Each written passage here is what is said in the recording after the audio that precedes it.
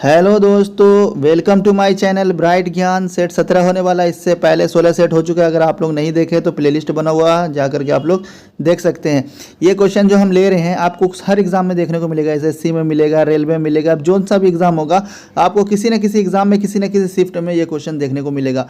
अगर आप 9th class में या 10th क्लास में पढ़ते हैं तो ये क्वेश्चन आपको देखने को मिलेगा, क्योंकि देखिए वही सब क्वेश्चन ही आपका कंपटीशन एग्जाम में आता है, बस थोड़ा सा लेवल हाई हो जाता है। ठीक है, और उसी सब तरह का हम क्वेश्चन ला रहे हैं। मिक्स क्वेश्चन होगा, बहुत बेहतरीन होगा। चलिए स्टार्ट करते हैं बिना किसी देरी के। नॉन स्टिक बर्तन के परत बने होते हैं। नॉन स्टिक बर्तन आपने देखा होगा, ठीक है, ब्लैक कलर का रहता है। उसमें कोई चीज़ वगैरह भाई खाना कुछ बनाओगे ना तो उसमें सटेगा नहीं। ठीक है, वही बर्तन के बारे में बात कर रहा। तो टेफलॉन का बना हुआ होता है। किसका बना हुआ होता है? टेफलॉन का बना हुआ होता है। समझ गए, याद कर लीजिएगा, टेफलॉन का बना हुआ होता है नॉन स्टिक बर्तन। स्टिक मतलब सटता नहीं उसमें। ठीक है, चलिए अगला क्वेश्चन देखिएगा। गुब्बारे में उपयोग होता है। देखिए गुब्बारा, तो गुब्बारे में आपका हाइड्रोजन भी इस्तेमाल हो सकता है और हीलियम भी इस्तेमाल हो सकता है। आपको पता होगा कि हीलियम जो होता है 18वें ग्रुप में आता है। तो 18वें ग्रुप में जो भी गैस होगा ना, अकीरीय गैस होगा।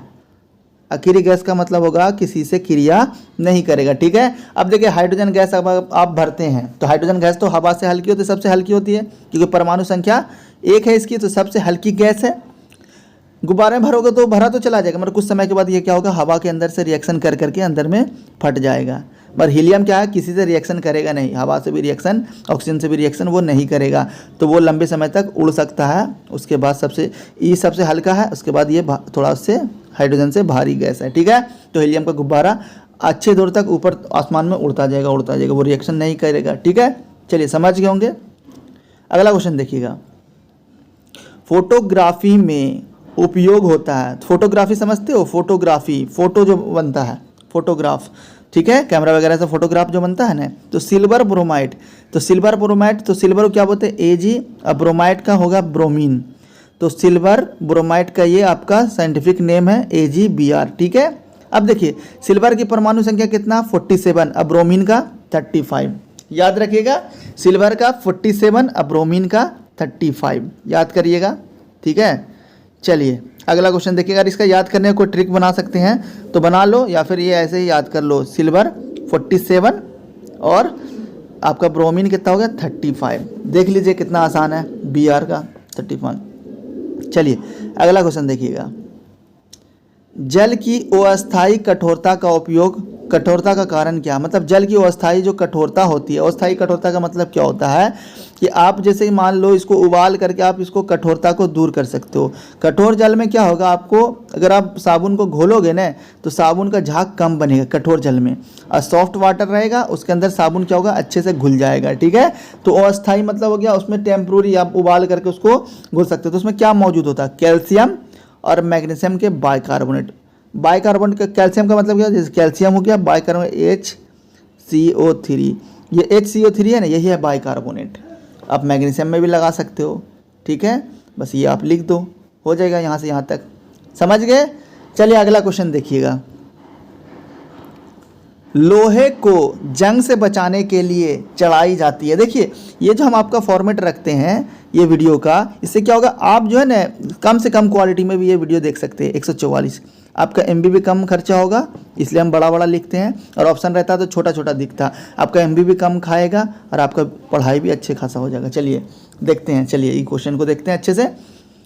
लोहे को जंग से बचाने के लिए चढ़ाई जाती है, जो जिंक की परत। किसकी परत? जिंक की परत चढ़ाई जाती है। जिंक की परमाणु संख्या कितना है? 30, याद रखिएगा, जिंक की 30 है। चलिए अगला क्वेश्चन देखिएगा। विद्युत का और सबसे अच्छा चालक, मतलब क्या हो रहा है, विद्युत और ऊष्मा का, विद्युत का और ऊष्मा का।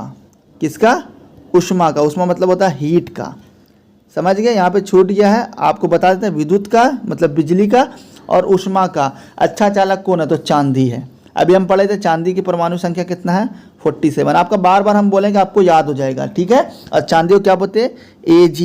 Ag का होगा अर्जेंटेनम,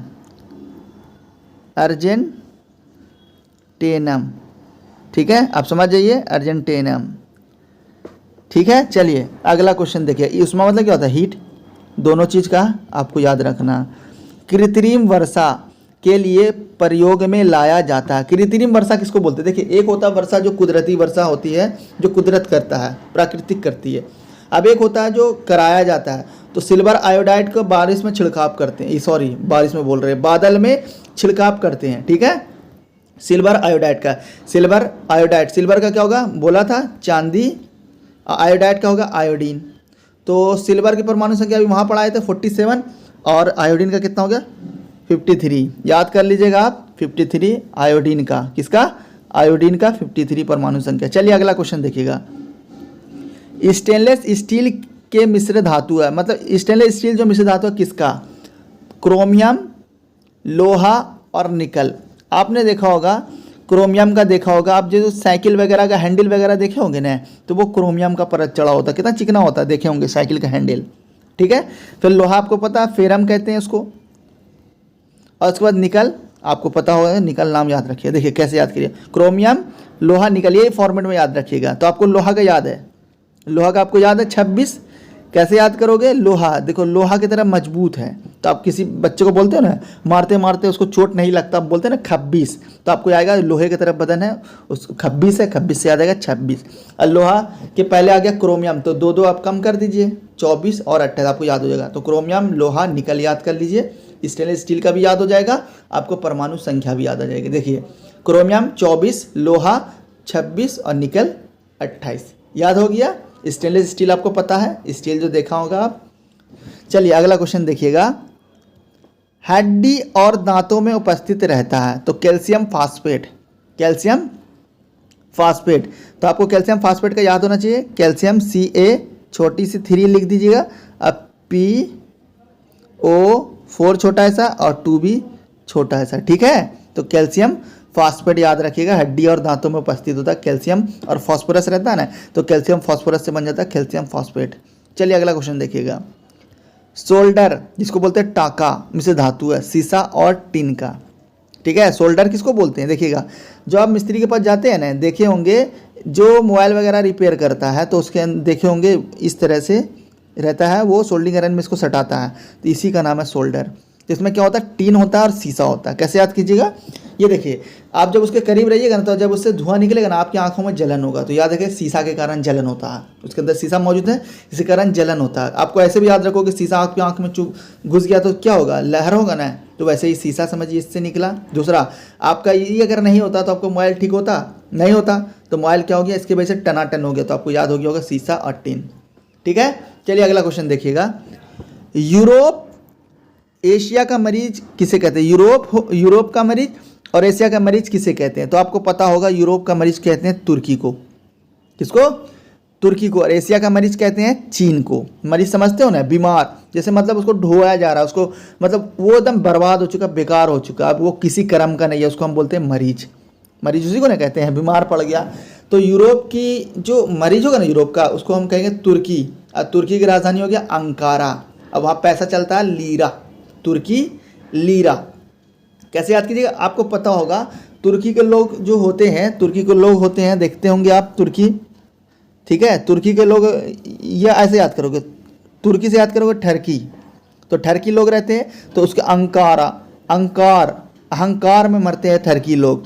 और उसके बाद क्या बोलते हैं? किसी को भी पैसा देते हैं, लीरा, ले रे, पैसा ले और काम कर। तो कैसे याद करोगे? तुर्की से याद करना ठर्की, तुर्की याद आ जाएगा, फिर अंकारा याद आ जाएगा, अहंकार, और उसके बाद पैसा देने की बात कर रहा था तो लीरा, ठीक है। आपको याद हो गया होगा, आई होप, ठीक है। 2-3 बार वीडियो देखिएगा, याद हो जाएगा।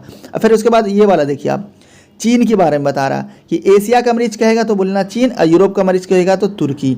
तो आप देखिए चीन की राजधानी क्या है? बीजिंग है, ठीक है। अब उसके बाद यहाँ जो पैसा चलता है, नेशनल और इंटरनेशनल, 2 तरह का चलता है आपका पैसा, ठीक है।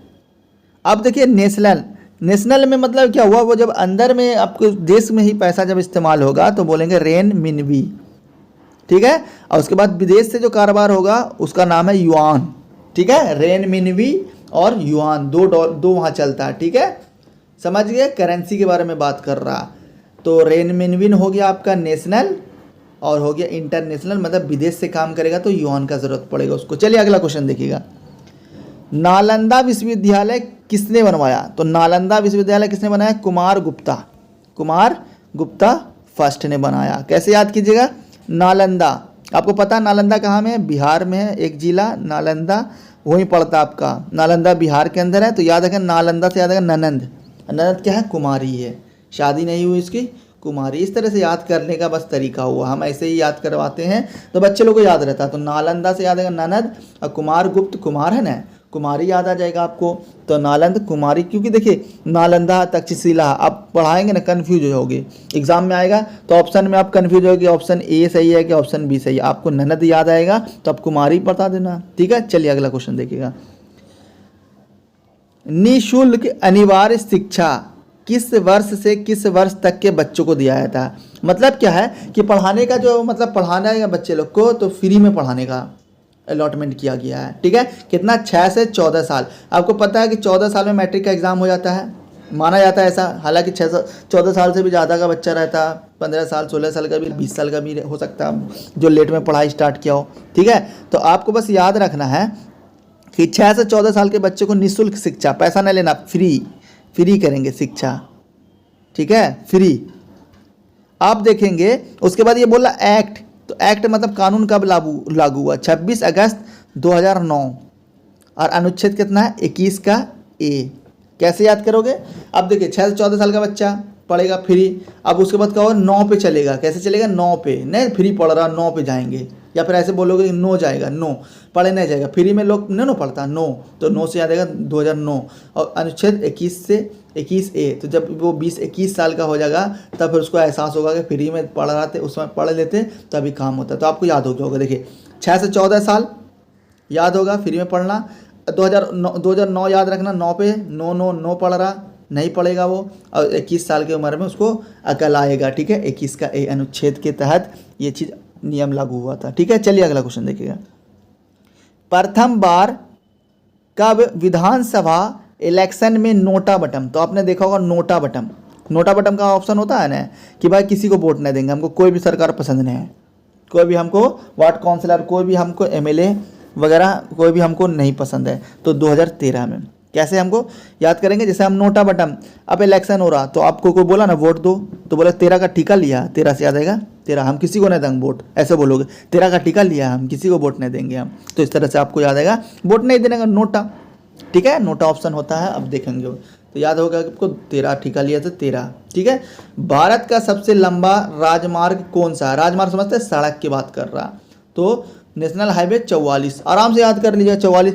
तो श्रीनगर से कन्याकुमारी, कन्याकुमारी कहाँ है, तमिलनाडु के अंदर, कहाँ है, तमिलनाडु को। देखिए कितना बड़ा हिस्सा हो गया, यहाँ से पूरा ऐसे हिंदुस्तान मान लीजिए, तो यहाँ से यहाँ तक तो 44 नेशनल हाईवे 44 है। श्रीनगर से कन्याकुमारी, कन्याकुमारी कहाँ, तमिलनाडु में, ठीक है। चलिए अगला क्वेश्चन देखिएगा, मोतियों का शहर किस शहर को कहा जाता है, तो मोतियों का शहर हैदराबाद को कहते हैं, और निजामों का शहर भी हैदराबाद को कहते हैं, ठीक है। तो चलिए आपको याद हो गया होगा ये सब क्वेश्चन। अगला देखिएगा, निपाह वायरस, एक वायरस आया था निपाह, तो कहाँ में आया था, केरल में आया था। ये किससे फैलता था, चमगादड़ क्या होता था, मैंगो खाता था ना चमगादड़ चाट करके, तो वही मैंगो अगर आप खा लिएगा तो आपको निपाह वायरस हो जाएगा, ठीक है। केरल के अंदर हुआ था, आपको याद करिएगा कि बड़ा खतरनाक बीमारी था, करेला की तरह हो गया, ज़िंदगी एकदम कड़वा बेकार बीमारी होने लगा निपाह वायरस। और ये वहाँ जो पढ़े लिखे लोग सबसे ज़्यादा कहाँ में, केरल में 96.2% लोग पढ़े लिखे हैं, ठीक है। अब देखिएगा यहाँ पर बात है कि सबसे कम बिहार में है आपको पढ़ा लिखा कम, 2011 के जनगणना के अनुसार। अभी जनगणना हुई नहीं है, हर 10 साल में जनगणना होती है, ठीक है। तो 2011 में पिछली बार हुआ था, अब हो जाना चाहिए, अभी तक नहीं हुआ, ठीक है। तो आपको याद रखना 96.2% लोग पढ़े लिखे हैं, ठीक है, केरल के अंदर, ठीक है, याद रहेगा। चलिए अगला क्वेश्चन देखिएगा, सबसे ज़्यादा पढ़े लोग, असम और अरुणाचल प्रदेश को जोड़ने वाला ब्रिज कौन है, ठीक है। अब देखिए भूपेन हजारिका नाम है या फिर ढोला सादिया, दोनों नाम है, ठीक है। आप याद कर लीजिएगा, ये स्टैटिक जी क्या है, भूपेन हजारिका और ढोला सादिया, किससे, असम और अरुणाचल प्रदेश 7 सिस्टर का एक हिस्सा, 7 स्टेट होता है वहाँ में, जिसमें से असम और अरुणाचल प्रदेश आपका तो ब्रिज बना हुआ जोड़ता है, तो भूपेन हजारिका और ढोला सादिया, ठीक है। इस तरह से आप याद कर लीजिएगा। अगला क्वेश्चन देखिएगा, आर्यभट्ट आर्यभट्ट उपग्रह कब लॉन्च किया गया था? तो आर्यभट्ट उपग्रह कब लॉन्च किया गया था? देखिए 1975, सिंपल लिखा हुआ। 25 के पहाड़े में आया था, 75 आपको याद रखना। तो आर्यभट्ट 19 अप्रैल 1975 में। ठीक है, आप पूरा याद करने की कोशिश किया। देखिए छुपा लीजिए और आप लिखिए 19 अप्रैल और 1975। सिंपल सा 75 याद करने में दिक्कत थोड़ी होगा। चलिए अगला क्वेश्चन देखिएगा।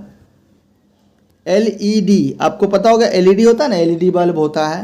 ठीक है, LED बल्ब होता है, LED टीवी होता है। तो फुल फॉर्म होता है light emitting diode. Light emitting diode. ठीक है, आई होप आपको सारा क्वेश्चन समझ में आ गया होगा। अगर आप लोग को वीडियो में कुछ सुधार करना, कुछ बताना है तो आप लोग कमेंट कीजिए, हम वीडियो के अंदर सुधार करेंगे। क्या ये स्पीड ठीक रहेगा या फिर और स्लो कर दें? क्योंकि देखिए कम समय में ज़्यादा क्वेश्चन पढ़ाना मेरा ये मकसद है। क्योंकि ज़्यादा टाइम एक ही वीडियो को आप देखिए मेरा वीडियो देखिए और भी चैनल का वीडियो, हम ही नहीं बोलते मेरा चैनल का वीडियो देखिए, सबका चैनल का वीडियो। आपको जहाँ से ज्ञान प्राप्त हो रहा आप प्राप्त कीजिए, बस सबका देखिए। जैसे मेरा देखा अब दूसरे का भी देखिए। आप पूरा टाइम अपना वीडियो में देखने में लगाइएगा तो आपको क्वेश्चन याद हो चुका होगा। आपको लेगा हम टाइम बर्बाद कर रहे हैं। पर याद रखिए, मेरा कहने का मतलब है कि जब आप पढ़ते हैं तो आपको याद हो जाता है। बस आपके सामने अगर आएगा तो आप जरूर टिक मारोगे। ठीक है, चलिए आज के लिए इतना सही रहने दिए। Thank you for watching me.